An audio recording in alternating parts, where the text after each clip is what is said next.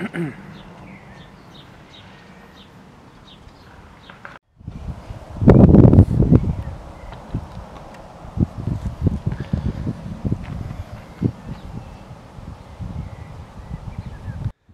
all. So this is the graveyard in Little Dunmow in Essex, and it's the alleged resting place of Maid Marian from Robin Hood, real name Matilda Fitzwalter. So I'm reading a book at the minute called Essex Folktales by Jan Williams. She's a Welsh lady. Picked it up last year. It's quite a good book because the chapters are really small, probably a page or two, or not chapters, the stories in between. And one of them happens to be about Matilda Fitzwalter, and it's in the chapter Women in Love, which I'm trying to find now. All the locals, has to be said, when you speak to them, they say that the story is a bit of a fabrication, and it's a fable is the correct terminology that they use for it. But anyway, so yeah, this is the Lady Chapel, St Mary's, and Maid Marian's buried in Lady Chapel. So, unbeknown to many, Robin Hood was actually the Earl of Huntingdon, not necessarily anything to do with Nottingham and Sherwood Forest, because you'll find Robin Hood's Bay up in Yorkshire. Of course you find him in Nottingham. They've sort of laid claim to him, but in reality it was Earl of Huntingdon, so it was more of a Cambridgeshire lad really, or Huntingdonshire as it would have been at the time. So yeah, Nottingham's big worldwide claim to fame isn't quite as cemented as they like to think it is. So anyway, I'll go inside and then we'll start again. So as you can see, I'm inside now. You have to go and get the key from one of the locals who lives nearby in order to get access into here. And yeah, so you can't just walk in here for anyone who wants to come. Apparently we get visitors from all across the world. Right, I'll get a couple of shots as I'm going around anyway. Now if you want to know how bad the education system is in the UK, I hadn't even heard of Magna Carta until probably about 10 years ago, when I was in my 20s, when I started looking into history and different narratives and so on. And it's no wonder they want to keep it secret. So the Magna Carta was 1215, and I think it was, it would have been King John, I believe, which was the same one from Robin Hood. It tells Robin Hood.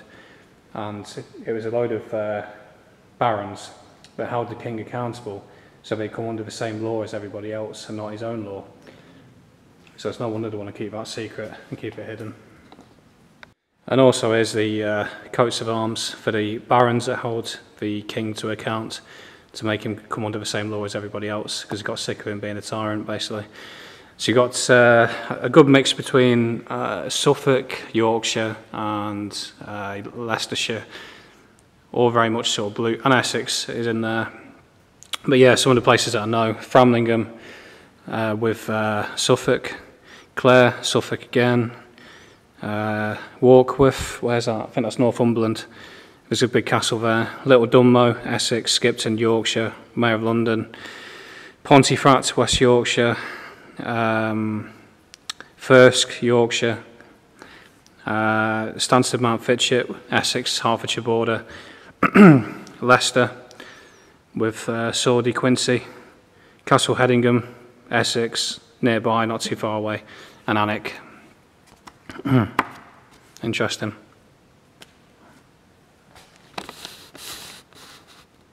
But yeah, this is a book anyway that I picked up not long ago, and the chapter Women in Love,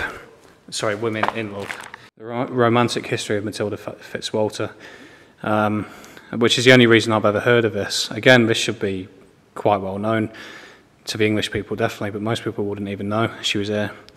To break down the 2 or 3 pages tale that she's wrote, there was a tournament, and I think it was Prince John at the time was looking at her seethingly because he lusted after her. Robin Hood turned up. He was fantastic and an amazing knight. Won the tournament, then disappeared off into the woods. having won her heart, and then she had to go to the woods after Prince John killed Matilda's father, according to the book. And a tall man dressed in Lincoln green appeared in the woods, who turned out to be Robin Hood, who was the Earl of Huntingdon. Lincoln has a pub, I think, called the Magna Carta,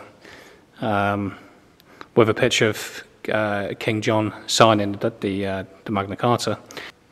At this time, it was obviously Prince John, and then King Richard was off fighting one of the first crusades, which will be Richard the Lionheart. Returned and then married the two. Then he was killed. Then Prince John became King John, and then they were banished again to the woods. I think Earl of Huntingdon lost his titles, so became an outlaw. Sir Robert de Medieve was given a pair of gloves to hand to Maid Marian, who was living in Little Dunmow Church at the time here, and then she was poisoned with the gloves, and Sir Robert became a monk because he couldn't live with what he'd done. And here you've got the Magna Carta. So you've got King John being ordered to sign the declaration there, just here.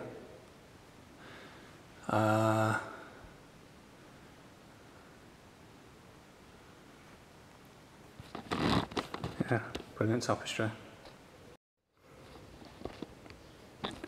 So there's the little Dunmow bit at the bottom.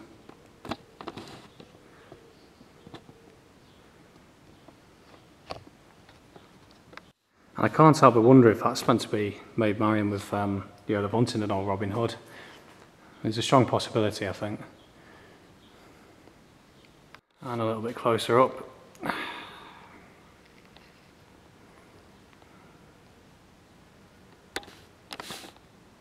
You've got a Magna Carta here. Who knows if it's the official one, but, well, realistically probably not, but probably a copy of some sort. Got a lot of Bibles in there. Could even be the Earl of Huntingdon and Maid Marian there, looking at it from behind. I haven't been around there yet. I'll have a look shortly. Yeah, it's got to be, hasn't it?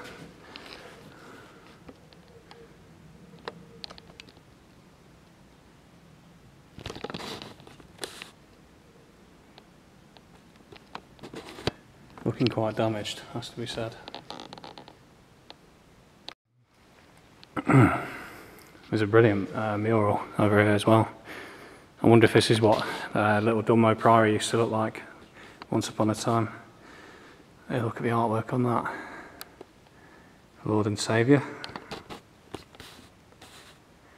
And that is the Great War.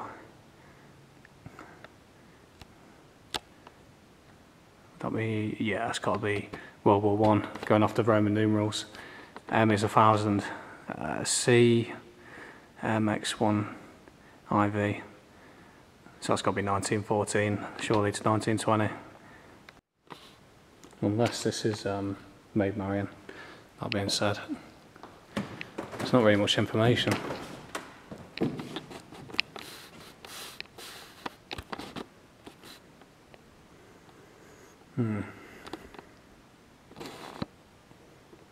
Worthy of a mention.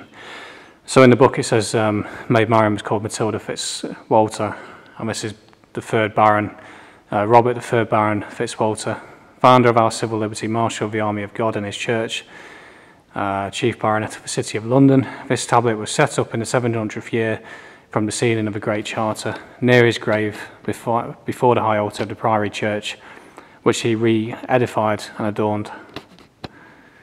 And obviously the link being Matilda Fitzwalter, Robert Fitzwalter. Or something out of ancient Rome.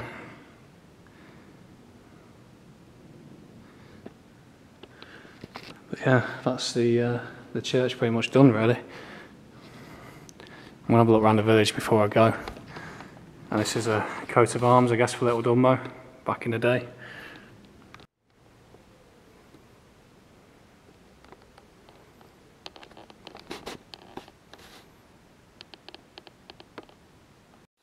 And while I'm here, while I'm thinking about it, if I was a politician, so let's say Nigel Farage, hopefully if he gets in, all these local old school regiments, would that not be an idea, you know, for reserving resources, you know, more pride?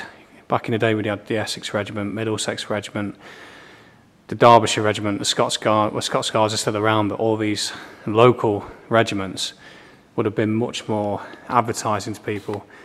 And also, like, thinking about resources, in the day you've had the Scots based down in Kent, for example. It would make much more sense to have local regiments which would appeal to people more, and it'd actually get more out of people as well, I think, if you had local regiments again, as opposed to just big national ones. And worthy of including in this, I just come across this. Here lies John Wilde Esquire, the first son of Wilde's, of his, it's hard to read all that, City of London, who were brought here either for a private apartment during the main point being the raging pestilence at London, departed this life in 1665. Obviously a real pandemic which happened all them years ago. Yeah, so I'm back at the table now, just before I knock it all on the head, so I'm going to have a quick look through these. 800-year anniversary of Magna Carta. You got the coats of arms that are in here.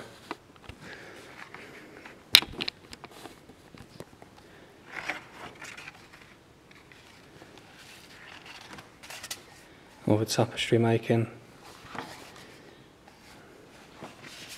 Yeah, without being rude, that one doesn't really interest me as much as this one. So this is actually about the people who are involved. That's Skipton Castle, I remember that. And I thought this was interesting for my little photography journey at the beginning, because it's very similar to the areas that I've been sort of covering during this project. So 800 years of liberty for the Magna Carta.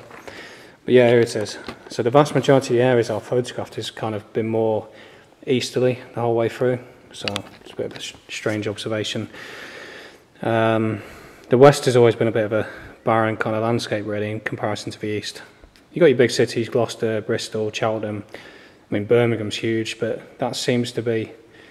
I've always felt more connected to these areas on the east as well for some reason. But anyway. City of London, West Greenwich, Stansted Mount Fitchett, little Dunmow. Obviously the A1 runs along here, so the Great Northern Road, what was it called? Watling Street runs to the A5. But yeah, the A1, the Great Northern Road. So it would have been quite easily connected all the way from Alnwick all the way down to London. You know, obviously these areas in Suffolk as well. Right, I'll show you another page or two.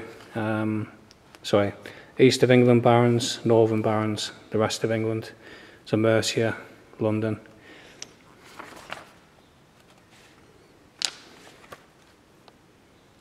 John Fitzroberts in Warkworth, Northumberland, yep, and Skipton, Huntingfield, Suffolk. I don't think I've been there, I might have a look sometime.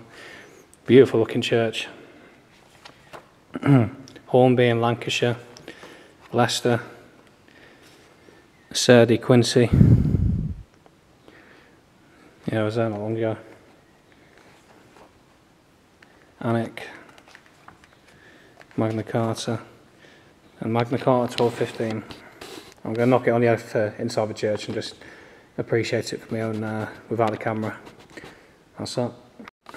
Despite what I just said, just to confirm, the statue behind me is the effigy of Walter Fitzwater and Elizabeth, his wife, from 1432. So it's not Maid Marian and Robin Hood.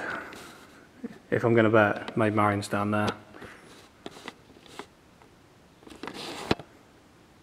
Just having a look through the book before I go. But yeah, William Marshall, father and son, which is quite unique. Long Crendon, Buckinghamshire. Another amazing castle that is. Looks a bit like Bamburgh actually. But it's Pembroke Castle, so Wales. Because I know there's an area in southwest Wales that was actually English. The English managed to hold on to it. places like Haverfordwest, I believe, Milford Haven, the very sort of English sounding places, Somerset, Hertfordshire, William. And this is another point about English identity. So people often like to criticise the mixture of English ethnicities, and as I've always said, it's an ethnicity of Northwest Europeans, you know, Dutch, Germanic, Scandinavian, Celtic, Northwest Europeans. That, I mean, in recent times you got Denise Van Outen, so that Dutch name, and Ronnie O'Sullivan, Irish. That is your mixture. John de Lacy in Pontefract. So there's a bit of a tale here behind the Magna Carta. So King John started acting cunning and sly. I'll tell of the Magna Charta, as was signed at the Baron's command on Runningmead Island in the middle of St Thames by King John, as we're known as Lackland. Some say it were wrong of the Barons, there will on the King, so to thrust, but you'll see if you look at both sides of the case, they had to do something or bust. For John, from the moment they crowned him, started acting so cunning and sly. Being king, of course, he couldn't do any wrong, but by gum, he had a proper good try. He squandered the ratepayers' money, all their cattle and corn did he take, till there wasn't a morsel of bread in the land, and folk had to manage on cake. The way he behaved to young Arthur went to show as his feelings was bad. He tried to get to Hubert to poke out his eyes, which is no treat to a young lad. It were all right, him being a tyrant to vassals and folks of that class, but he tried on his tricks with the barons and all, and that's where he made a fox pass. He started bombarding their castles and burning them over their head, till there wasn't enough castles left to go around, and they had to sleep 6 in a bed. All their cattle and corn he did take.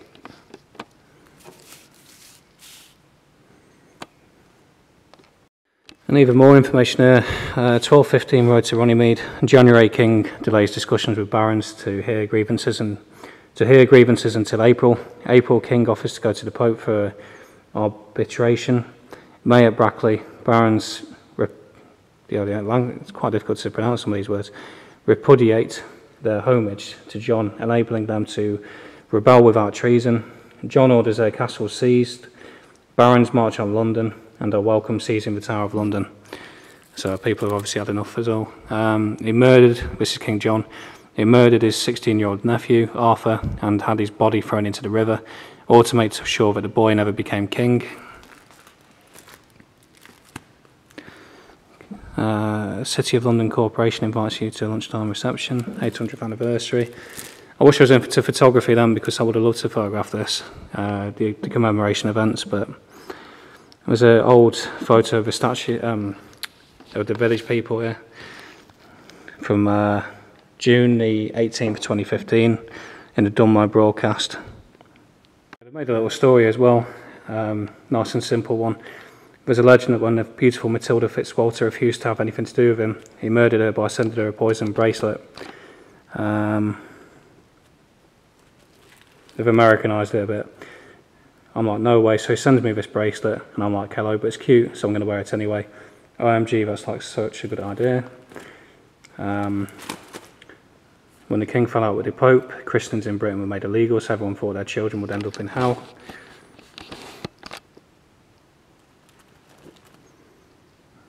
King John hanged 28 hostages, young men and boys, just for being the sons of Welsh chieftains who disobeyed him.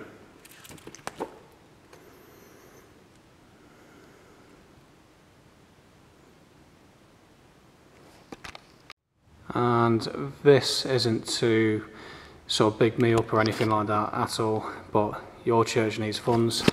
So if you do visit somewhere like this, obviously if you get a chance, just give them a tip, even if it's £1 or £2. Because we need to keep these sort of places up and running. I won't lie, it's only £1.50, that's all I've got in change. But, you know, if you do come to visit, just give them a tip, because we need to keep these places alive really, because it's history that needs preserving. But yeah, this is the church from the outside anyway, just so you've seen it.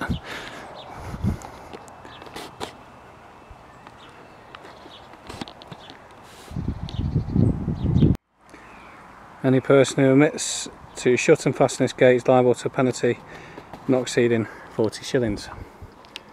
Have a quick look around the village before I go.